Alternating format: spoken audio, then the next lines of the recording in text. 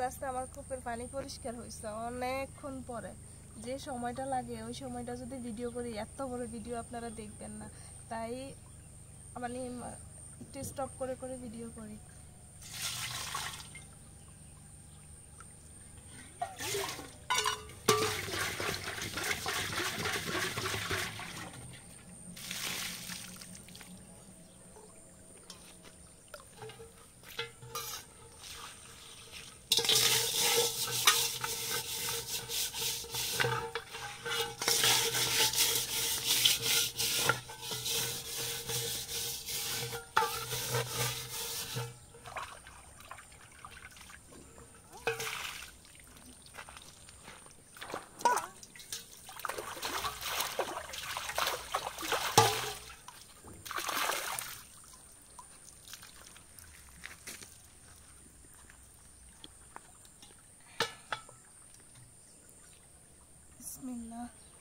ও গতকালকে যখন আমি পানি খাইছি তখন আমার জেনিফার পাশ থেকে বলছিল কি আম্মু খাইও না ঠান্ডা।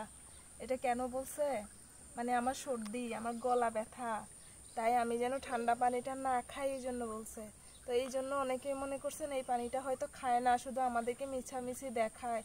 আসলে না, এই পানিটাই আমরা খাই। পানি নিয়ে মিথ্যা কথা কেনই বা বলবো, পানি নিয়ে মিথ্যা কথা বলার কোনো কিছুই নাই। এই পানিটা আমরা খাই, এটাই সত্যি।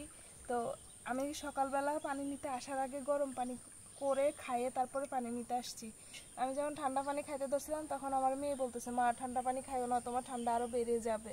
বিষয়টা ছিল ওইটা। যাক কলসটা ভরায়নি।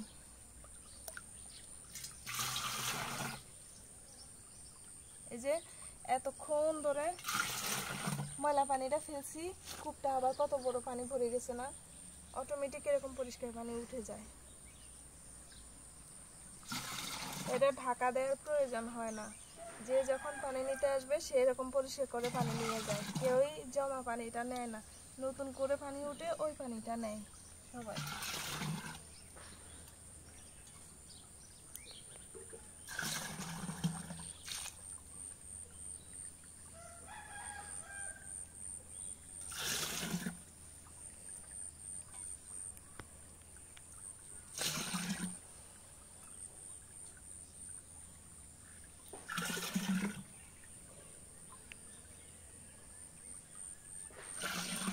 একদিন সবাই ঝর্ণা দেখাতে যাব। এই পানির উৎস কোথা থেকে সবাই জিজ্ঞেস করে।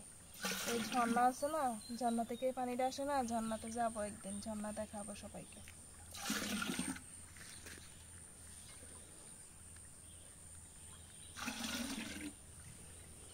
আমার কলসি ভরে না কেন, উফ কষ্ট।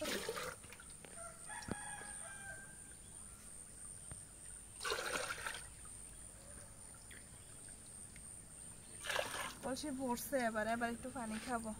বিসমিল্লাহ।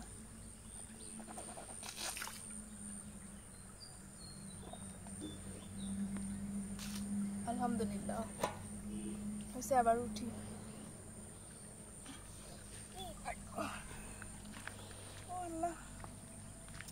এই হচ্ছে আমার জীবন কাহিনী। ভালো থাকেন সবাই, আর পানি নেওয়া সবাই বেশি বেশি পছন্দ করেন, তাই আমি আপনাদেরকে দেখাই। আর নতুন জিনিস আপনারা দেখেননি, এমন জিনিস দেখাতে পেরে তো আমার নিজেরই শান্তি লাগে। তো সবার কমেন্টস আমি খুবই ভালোবাসি, সবার মানে সুন্দর সুন্দর লেখাগুলো যে আমাকে ভালোবেসে লিখেন, আমার যে কী শান্তি লাগে, কী ভালো লাগে, মানে এটা বলে বোঝাতে পারবো না। সবসময় সবাই আমাকে এভাবেই সাপোর্টটা দিয়েন।